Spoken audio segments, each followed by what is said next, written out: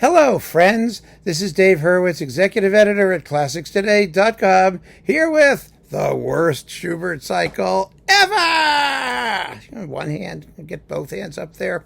Well, is it the worst? I don't know. Probably it's up there. Let's put it that way. Here it is with the Rene Skov with the Broke Orchestra, as they call themselves. B''ROCK. Isn't that hip? Isn't that cool? Well, they sound broke, so that's what we'll call them. Or maybe bankrupt, as in bereft of musical ideas. Now, we've already covered the climax of this particular Schubert cycle. That is the absolutely atrocious, horrendous, unlistenably bad versions of the unfinished and the great C major symphonies, numbers 8 and 9, if you want to number them that way. Oh, wow, was that one of the worst records I've ever heard in my life? That was unquestionably up there in the elite pantheon of absolute horribleness. The earlier symphonies are better. I mean, they are. They're not as awful because they are more in the classical vein. You know, they're modeled on Haydn and Mozart, and so they can take a little bit more of that retrogressive, backward-looking period instrument bullshit that so many of these people want to fob off on us. And the reason I say that it's bullshit, and it really is, before we get to the details, we make an observation about this music, which I think is really kind of important to realize. One of the nifty things about Schubert's symphonic output is that it had no performance tradition. I mean, you know, maybe some of these pieces, some of them were played in Schubert's lifetime. Yes, of course, he wouldn't have written them. But they were for small domestic occasions, basically. And the larger works, the unfinished and the great C major, he never heard at all. So to say that you need to perform them in a particular historical manner is really incorrect, because the essence of doing this, of practical performance situations, is to play things the way that they were heard at the time that they were written. But if they were never heard at the time that they were written, or heard very seldom, or never in a public way, or never in a repetitive way, or never in a way that established some kind of performance practice that we can go back and find and locate and perhaps recreate, at least to a degree, because it's all speculative, remember. So whatever facts we can glean, are helpful in that act of recreation to the extent that we know what they are. Well, there isn't anything like that when it comes to Schubert. Not really. Not in the way that there is with Haydn, with his London symphonies, where we know how many people were in the orchestra, we know what he intended, and we have accounts of what people did, and or gosh knows, Beethoven, where all of that's very documented in a public way. But that's not true of Schubert. And so Schubert's symphonies offer us an opportunity to create our own tradition, as it were. In other words, to look at them and just say, what makes this music sound best? What can we do to really give Schubert the best possible loving treatment, divorced from all of those horrible circumstances and unfortunate performance conditions of the day? Because that's a lot of what these people are doing. As Tovey said, musical scholarship itself is not obliged to insist on the restoration of conditions that ought never to have existed in the first instance. And that's a lot of what period performance does. It puts back bad habits, bad circumstances, bad everything. Well, so I have less patience.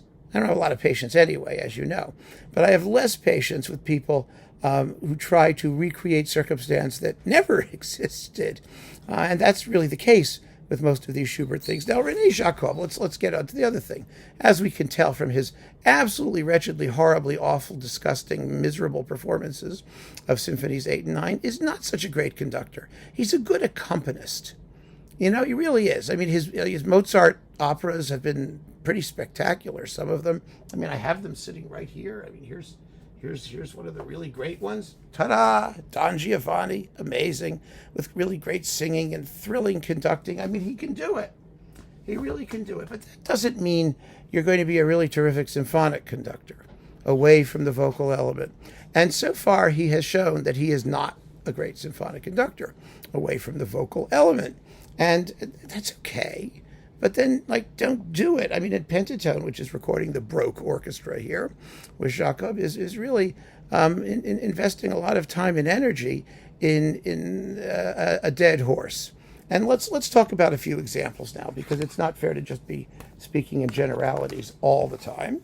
What do we got here? CD1. Well, we've done 8 and 9, and there's a whole video about it, which you can go watch. So we have CDs 1 and 6.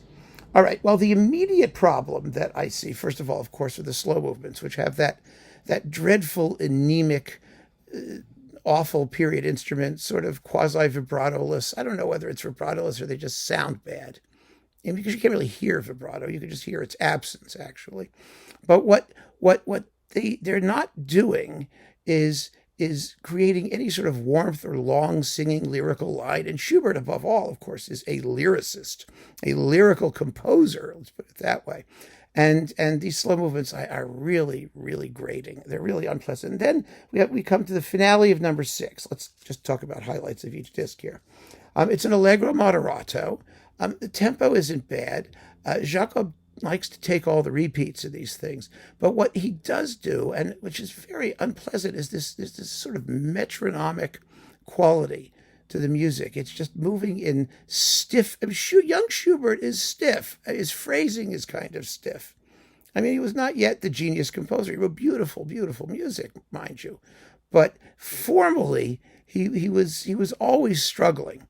And to have these finales, have it last 9 minutes in moderato tempo, where you could practically count the bars or hear the players counting the bars, is really unfortunate. And that gets even worse in disc number 2, which has symphonies numbers 2 and 3. And I'm going to focus on the third because it's one that I really like a lot too. And all these things have similar issues with them. Not, don't get me wrong. 2 isn't bad. It's actually better than 3. 3 is a disaster. First of all, you've got the allegretto second movement, which, Carlos Kleiber proved that even the great Carlos Kleiber could completely screw up. It's not da da da da da da ba ba ba ba ba ba da da da da da. Yes, it's marked allegretto, but it has to have a certain charm. There has to be a certain lightness to its pace, a relaxed quality to the music. Here it sounds terribly rushed. Then you've got the minuet, which is a scherzo, really, marked vivace. Another issue that I hear in these performances, which is that the sound in tutis, and when everyone's playing together, is very dense. I mean, one of the reasons we usually like period instruments is because they open up the sonority. I mean, trumpets and timpani are separate, and the woodwind section is separate from the strings. And you hear a certain like I said, a transparency to the texture. And this is just dense. It's dense and it's really fast, and you can't really even hear the rhythm. There seems to be some echo or reverb. I don't know. It's blah blah blah blah blah blah blah blah in these really clogged up expostulations of sound. It's wretched. And then the finale, which is presto vivace. It's a tarantella, right?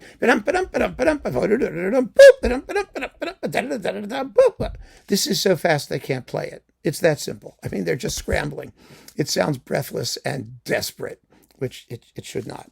Then we have symphonies 4 and 5. Okay, right? 4 and 5.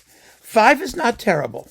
5 is unkillable. I think it's probably one of the most unkillable pieces of music ever written. It's so pretty and so lovely and so charming. And as long as your woodwinds are playing well, and they do, they play well here, they really do. You'll get through it, and they do get through it. But 4, oh my God, 4 has the tragic. 4 has the biggest problem of all in the finale, which lasts 10 minutes and 41 seconds in this particular performance. And it seems to go on forever. It is just deader than dead. And that's not because the tempo is wrong, per se. It's because the rhythm is wrong. It has to do with phrasing. It has to do with the way that you move over the bar lines and try and keep the music, purposefully pushing forward. God, it dies. It just dies. I had to stop. I had to take it off. I couldn't get through it. I couldn't. And so there you have it. Then you've got, of course, the most horrible 8 and 9 in the history of mankind. And the result is a Schubert cycle that absolutely nobody needs. And I'm so sorry to say that because, I like this label and I want things to be wonderful. I really do. I pray that they'll be wonderful. But I knew from 8 and 9 that when this box came out that it was just going to be really unfortunate. And for the most part, it is. It's not 100% dreadful. Jacob is a fine musician. He is. He really is. He can't get everything wrong. Nobody gets everything wrong. The Broke Orchestra can certainly play things in a Broke way. But no, nobody needs this. It's just there's so many fine Schubert cycles out there. Really good ones. And that makes this completely a waste of time. So keep on listening, friends. Thanks for joining me. Take care.